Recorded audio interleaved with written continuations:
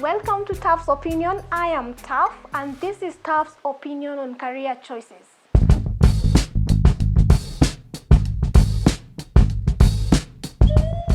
How did I end up where I am? So if you don't know where I am, I'm employed. For the last 5 years, I've been in the same job, almost 6 now.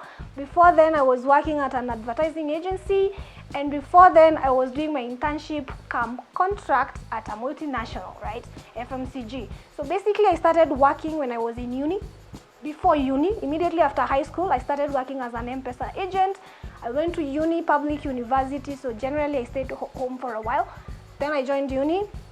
In uni, I was doing academic writing because, well, I needed money and my family is not super rich to keep me supported, right? So how did I end up where I am?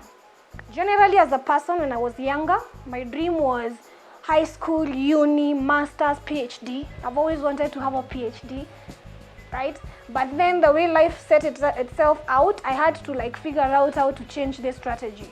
So I ended up working before getting the qualifications I wanted. So immediately after my degree, actually when I was still doing my degree, I started working. I did my 4th year when I was already employed. Starting from there, everything changed. My course completely changed. And I really respect people that have different sets as well. I just recently met somebody who has done their master's, they're doing their 2nd master's, then they'll go to PhD before they start working. Where I am is a choice that was driven by life circumstances. I would have really loved to do all those things. But how do you choose whether to continue with your studies or, just to start working? Because skills and qualifications are 2 things that are needed in this working environment, right? So you need the skills to work. You can only get the skills if you work. You can be qualified if you stay in school. So all these things merge together. So what I do is I am working because my parents can't keep me in school until PhD if I can't support myself financially.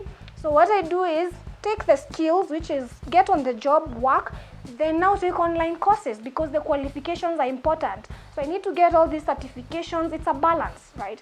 So if you feel like you want to do all the way to PhD before you start working, that's a decision I can't talk much about because now that I'm in the real world, I'm away from the teenage me thinking I want to be PhD, I want to be a doctor somewhere. Now I'm thinking, okay, when will I have time to gain the experience? Because as much as the qualifications matter, the employer is also they will also be looking for skills. What have you practiced? What do you know how to do? You know it in theory, but can you practically do it? You know how to do a strategy. Can you create one that works and execute it?